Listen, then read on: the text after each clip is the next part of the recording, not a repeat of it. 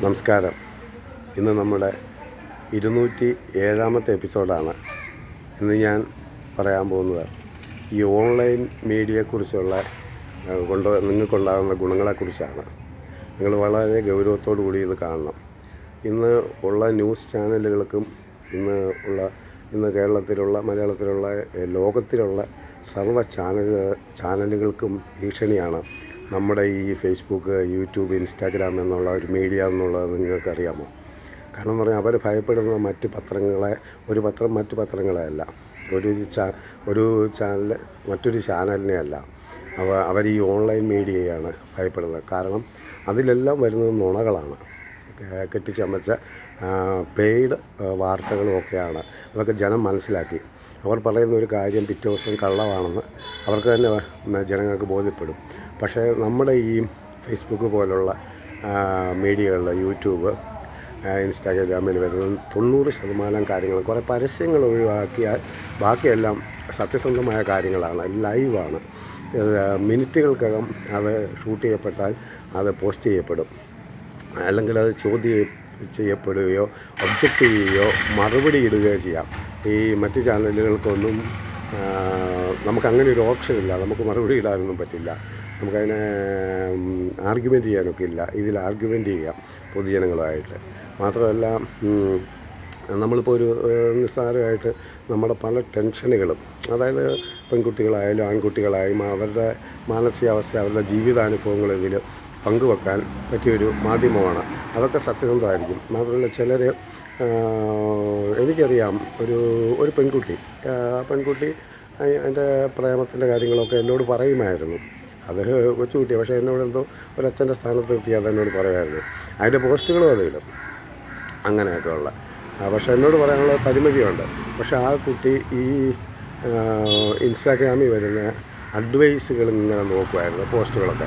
അതിൽ നിന്ന് അതൊരു പാഠം ഉൾപ്പെട്ടു. ആ കുട്ടിയെ പ്രേമിക്കുന്നവൻ്റെ ദുരുദ്ദേശം ഇങ്ങനെ ഓരോരുത്തർ ഇടുന്ന പോസ്റ്റുകൾ കണ്ട് അതിനത് മനസ്സിലാക്കി. അതിന് ആത്മാർത്ഥതയില്ല അയാൾക്കെന്നുള്ള. ആ പെൺകുട്ടി അതിൽ നിന്ന് രക്ഷപ്പെടുകയാണ് ചെയ്തത്. കാരണം മറ്റേ തെറ്റായ വഴിക്ക് പോകാൻ സമ്മതിക്കാതെ അതതിൽ നിന്ന് രക്ഷപ്പെട്ടു. അങ്ങനെയൊക്കെ ചില കാര്യങ്ങളുണ്ട്. കാരണം ചില ജീവിതാനുഭവങ്ങൾ, സ്വന്തം അനുഭവങ്ങൾ, എവിടെയെങ്കിലും കിട്ടിയ ചെറിയ നുറുങ്ങുകൾ, പിന്നെ ചിലയിടത്തൊക്കെ നമുക്ക് പോകാൻ വഴി അറിയില്ലെങ്കിലൊക്കെ കൃത്യമായിട്ട് നമ്മുടെ ഈ ചാനലിലൊക്കെ, നമ്മുടെ ഈ ഓൺലൈൻ ചാനലിൽ, ഞാനിപ്പോൾ സംബന്ധിച്ചുകൊണ്ടിരിക്കുന്ന ഓൺലൈൻ ചാനലിൽ ഇത് പോസ്റ്റ് ചെയ്യപ്പെടുന്നുണ്ട്. പിന്നെ സിനിമാക്കാരിലൊക്കെ തഴയപ്പെട്ട ചില ആർട്ടിസ്റ്റുകളും പ്രൊഡ്യൂസേഴ്സും ഉണ്ട്.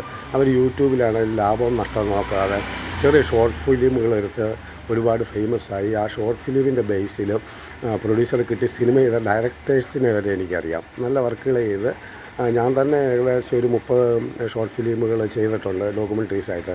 എനിക്കും ആദ്യത്തെ ഒരു 4-5 ഭയങ്കര പാടായിരുന്നു, കാരണം വർക്ക് കിട്ടാനൊക്കെ. പിന്നെ അതൊരു 15 വർക്കോളം വേറെ ചാനലിലാണ് ഞാൻ കൂടുതൽ. അതെല്ലാം അവർ പ്രൊഡ്യൂസ് ചെയ്തതാണ്. ഒരു മടിയോടും കൂടാതെ അവർ റിട്ടേൺ പോലും പ്രതീക്ഷിക്കാതെ ആ 15ഓളം വർക്കുകൾ എനിക്ക് ഞാൻ പറയും, ആദ്യം റിട്ടേൺ ഒന്നും ഇതിനകത്ത് ഉറപ്പില്ല എന്ന് പറയും.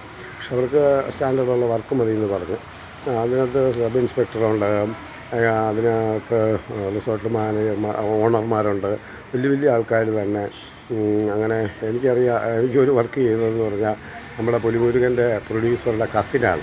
അങ്ങനെയൊക്കെ അവർ വിളിച്ച് നമ്മളെ വർക്ക് കണ്ടിട്ട് അങ്ങനെയുള്ള സാമ്പത്തിക നേട്ടങ്ങളുണ്ടാകുന്ന ഒത്തിരി വർക്കുകളുണ്ടാകും. നമുക്ക് സംവദിക്കാൻ പറ്റിയ ഇങ്ങനെയൊരു ഫേസ്ബുക്കോ യൂട്യൂബോ ഇൻസ്റ്റ പോലുള്ള ഈ സംഭവങ്ങളോ നാലാമത് ഒരെണ്ണം പോലും കണ്ടെത്താൻ പാടാണ്, നമുക്ക് ഇത്രയും പബ്ലിസിറ്റി കിട്ടുന്നത്.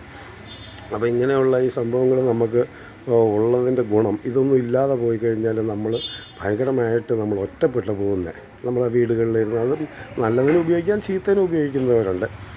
ഇതൊക്കെ പെട്ടെന്ന് നിന്ന് പോയാൽ നമുക്ക് ഈ വീട്ടിലിരുന്ന് നമുക്ക് ഈ ലോകം മൊത്തം കാണാം. ആ ഒരവസ്ഥ നമുക്ക് മറ്റ് വലിയ ഞാൻ അതിൻ്റെ ഒരു പേര് പറഞ്ഞത്, മറ്റേ വലിയ വാർത്താ ചാനലുകളോ മറ്റ് ചാനലുകളോ ഒക്കെ പറയുന്നത് അവർക്ക് പരിമിതികളോ, അവർ അതൊക്കെ കൃത്രിമമായിട്ട് എഡിറ്റ് ചെയ്തൊക്കെയാണ് ഇടുന്നത്. അവർക്ക് ലൈവായിട്ട് ചെയ്യണമെങ്കിൽ അവരുടെ ചില മെഷീനറീസൊക്കെ കൊണ്ടുപോയൊക്കെ പറ്റുള്ളൂ. ഇപ്പം അതിൻ്റെ സമയമെടുക്കും. പക്ഷേ അതിനേക്കാൾ കൂടുതൽ നമ്മുടെ ഈ മൊബൈൽ വെച്ച് നമുക്ക് ഷൂട്ട് ചെയ്തതൊക്കെ ഇടാം. ഇങ്ങനെയുള്ള ഒരുപാട് ഗുണങ്ങളുണ്ട്. ഇതൊക്കെ ഇല്ലാതെ പോയാൽ നമ്മൾ ചിലപ്പോൾ ഒറ്റപ്പെട്ടു പോകുന്ന ഒരവസ്ഥ വരും. അത് ഒത്തിരി നേരം അതിൽ ഞോണ്ടിക്കൊണ്ടിരിക്കുക, അത് ഇരിക്കുക, അങ്ങനെയൊക്കെ ചെറിയ റിട്ടേൺസും ഇവരെല്ലാം തിരിച്ച് കൊടുക്കുന്നുണ്ടെന്നാണ്. അങ്ങനെയൊക്കെ ഉണ്ട്. ഇത്രയാണ് ഈ എപ്പിസോഡിൽ പറയാനുള്ളത്. അടുത്ത എപ്പിസോഡിൽ വീണ്ടും കാണാം. നന്ദി, നമസ്കാരം.